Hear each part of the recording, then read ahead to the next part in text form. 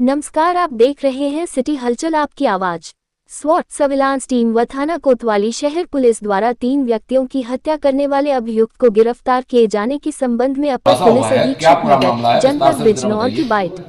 जैसे कि आप लोग अवगत हैं कि घटना हुई थी और इसमें पुलिस की 5 टीमें तो लगाई गई थी हमारी। इसके अलावा जो भी हमारे टेक्निकल चीज़ें हम करते हैं उसके अलावा मैनुअल तरीके से भी लोग लगे हुए थे। इसमें नामजद किए गए थे लोग, सभी नामजदों से पूछताछ की गई। इसके अलावा चूंकि ये लोग क्रिमिनल बैकग्राउंड था, इनका क्रिमिनल हिस्ट्री थी, तो इनके जो साथ के लोग रहे थे, जो साथ में जिन्होंने कभी क्राइम किया था, उनसे की गई। कोई पर्सनल रंजिश हो, कोई और मामला हो, इन सब की जांच की गई थी। इसी दौरान पुलिस को ये बात पता चली कि जो मृतक याकूब था वो एक फंक्शन था, वहाँ पे डांस कर रहा था। तो इस बात पर जब पुलिस वहाँ पहुँची जानकारी की तो पता लगा कि इसके साथ एक नाजिम नाम का लड़का था जो साथ में डांस कर रहा था। जब नाजिम को लाके पूछताछ की गई तो उसने ये बताया कि हम दोनों वहाँ साथ में फंक्शन में डांस कर रहे थे। इसी दौरान याकूब ने उसे बताया था कि उसने कहीं से चोरी वगैरह की है, उसका सामान उसके पास है।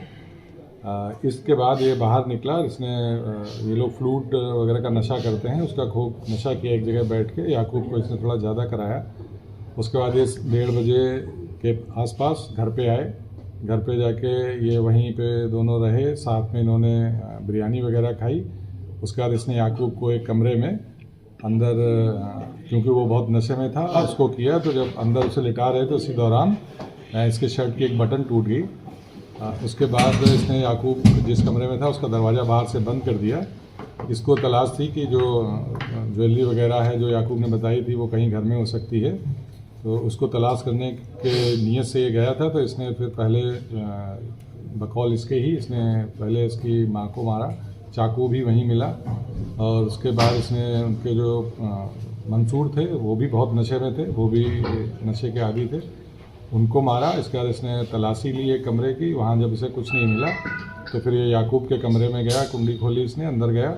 उसके बाद वहाँ इसने पूरी तलाशी ली। याकूब उठा, उसने पूछा क्या कर रहे हैं, तो इसने उसको भी चाकू मारा और बाद में ईंट मारी, जिससे वो उसकी मृत्यु हुई। इसके बाद इन्हें पूरे जब अच्छे से तलाशी ली, इसे कहीं कुछ नहीं मिला, तो याकूब की डेड बॉडी के ऊपर कपड़े डालकर और ये वहाँ से कूद के निकल गया। उसके बाद ये अपने घर पहुँचा। इसके शर्ट पे कुछ ब्लड स्टेन्स आ गए थे, इसने उसको धोने के लिए डाल दिया। इसकी बहन ने ये देख लिया कि इसके कपड़ों में ब्लड लगा है।